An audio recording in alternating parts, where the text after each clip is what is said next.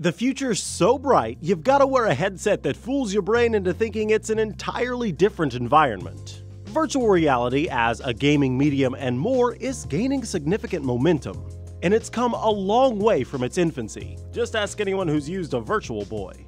Now, a number of competitors are settling in for a fight over eyeballs.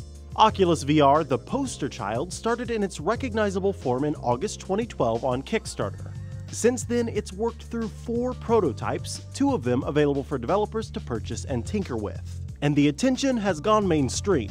Facebook snapped the company up last year for $2 billion. Mark Zuckerberg wants to make VR a part of daily life for billions of people. In March of 2015, Valve and HTC arrived on scene with what appears to be the first real competition for Oculus. The Vive headset brings specs mostly on par with those of the Rift and adds position-tracking handheld controllers. Sony, meanwhile, has been teasing Project Morpheus, which is so far the only device designed to operate on game consoles. The PS4 exclusive headset first appeared as a prototype in March 2014 at the Game Developers Conference and again in 2015. Samsung's Gear VR rounds out the top 4 as a set of wireless goggles that accept certain Galaxy Note smartphones and borrows their processors and sensors. Samsung built it in cooperation with Oculus VR, which is handling the software. It was made available for outright purchase December of 2014, though it's still aimed at developers who are building software for VR and requires a companion Galaxy S4 or S5.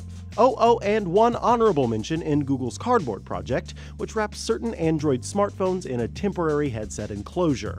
Now, all of these can be considered distinct from augmented reality headsets such as Google Glass, which place information and visuals on top of an existing environment rather than replacing the environment completely.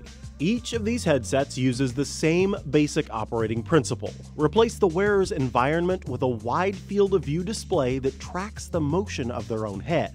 Look left or lean forward, and so will the view in the headset. We can't really describe the feeling in great detail because it really has to be experienced. The medium is extremely subjective, not least because different people have different tolerances for VR sickness. We are right now. We have with some of these. Oh man, sorry, I want to do that again, even though it makes me feel kind of. I can hold your hand. I might need that by the end of it. But if there's one thing today's VR headsets have in common, it's that they're all shooting for the elusive concept of presence. Presence in VR is something of a theoretical perfection, a virtual environment so convincing the user's brain accepts it as reality. There are a number of technical hurdles to clear. Like latency, the time between user input and pixels changing on a headset's screens. The lower this number, the closer the feeling to authentic motion. If it's too high, it can induce lag. Frame rate, the speed at which the headset screens refresh their images. The higher this number, the smoother the whole experience is.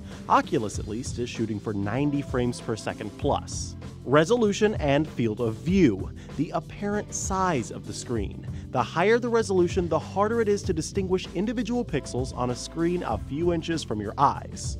The wider the field of view, the more immersive the experience is, and the more easily you'll be able to spot nearby aliens. Positional tracking, how the headset matches your position in real life with the camera's position in the program, be it a game or some other software. The more closely these two match, the easier it is for our inner ear to reconcile what our eyes are seeing with what our head is doing. Input, how a program accepts control from the user. Traditional keyboards and controllers work, but Sony and Valve are experimenting with 2 remotes that let you use your hands in-game. The better you can execute on all of these, the more immersive the experience, and generally, the less likely your brain is to violently reject the data your eyes are receiving. Remember, if you get sick in the Rift, you get sick in real life. Tested describes current attempts at presence as a sliding scale of immersion. While presence in DK1 and DK2 were quite strong, being able to properly stand up and move around in the environment is insane. And of course, you'll need software to run on these new headsets. There are 100+ games in Steam's library with at least partial VR support, including crowd favorites such as Team Fortress 2, plus more in the pipeline like Star Citizen. And there is a huge community of independent developers working on games and other experiences. On the official side, Valve is working on Steam VR, which places the user in a 360-degree room-scale environment. Google has engineers working on a version of Android for VR headsets, and Hollywood is interested in bringing its media to the new platform. But a lot of this comes back to the hardware. The leading headsets have yet to finalize their specifications, so developers don't know exactly what they have to work with yet. Keep in mind the first consumer VR headsets are expected to require a PC with some significant graphics and processing muscle. In the case of Gear VR, you'll need a high-end Samsung smartphone. The final question is when. You can get a Gear VR now if you want. HTC says it will be selling the Vive by October 2015, price unknown. At time of publication, neither Oculus nor Sony had announced availability or pricing for their headsets.